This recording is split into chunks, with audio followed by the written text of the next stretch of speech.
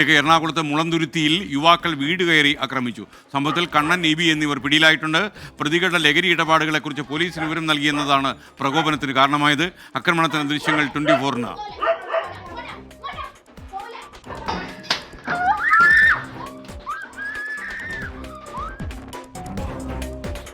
നമ്മൾ പോലീസിന്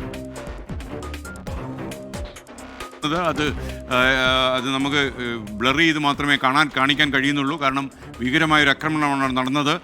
പോലീസ് ശ്രദ്ധിക്കുമെന്ന് കരുതുന്നു. വിഷ്ണു സുരേഷ് കൊച്ചിയിൽ നിന്ന് വിവരങ്ങളുമായി ചേരുന്നു. വിഷ്ണു, ഈ ഇൻഫോമേഴ്സിനെ ആക്രമിക്കുക, കൊലപ്പെടുത്തുക, ഇതൊക്കെ മുംബൈ പോലുള്ള നഗരങ്ങളിൽ നമ്മൾ കേൾക്കുന്ന അധോലോക വാർത്തകളായിരുന്നു. നമ്മുടെ നാട്ടിലും മുളന്തുരുത്തിയിലും ഒക്കെ തന്നെ അങ്ങനെയുള്ള സംഭവങ്ങൾ ഉണ്ടാകുന്നു എന്ന് വിശ്വസിക്കേണ്ടി വരുന്നോ? വിവരങ്ങൾ ഇന്നലെ വൈകിട്ടാണ് ഈ 4-അംഗ സംഘം കത്തിയും വടിയുമായി ഈ വീട്ടമ്മയുടെ അടുത്തേക്ക് എത്തി അവരെ ആക്രമിക്കാൻ ശ്രമിച്ചത്.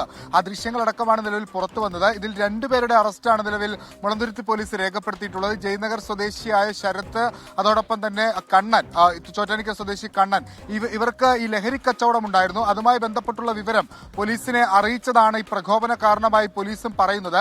കേസിൽ 2 പേർ കൂടി പിടിയിലാകാനുണ്ട്. ഇവരെ ഈ ദൃശ്യങ്ങളുടെ അടിസ്ഥാനത്തിൽ പരിശോധന നടത്തി ഉടൻ പിടികൂടുമെന്നാണ് മുളന്തുരുത്തി പോലീസിൽ നിന്ന് ലഭ്യമാകുന്ന വിവരം. ഒപ്പം ഈ പ്രദേശത്ത് ലഹരി മാഫിയക്കെതിരെ ശക്തമായ നടപടി സ്വീകരിക്കുമെന്ന് മുളന്തുരുത്തി പോലീസ് അറിയിക്കുകയും ചെയ്യുന്നുണ്ട്. SK, thank you. എന്തായാലും ഗൗരവതരമായ ഒരു അന്വേഷണം ഇക്കാര്യത്തിൽ വേണം. വീട് കയറി ആരെങ്കിലും ഒരാൾ ഒരു ക്രൈമിൻ്റെ റിപ്പോർട്ട് കൊടുത്തു കഴിഞ്ഞാൽ അവരുടെ വീട് കയറി ആക്രമിക്കും എന്ന് വരുന്നത് നമ്മുടെ സംസ്ഥാനത്ത് ജനാധിപത്യ സംവിധാനവും നിയമസമാധാനവും നിലനിൽക്കാൻ കാരണമാകില്ല.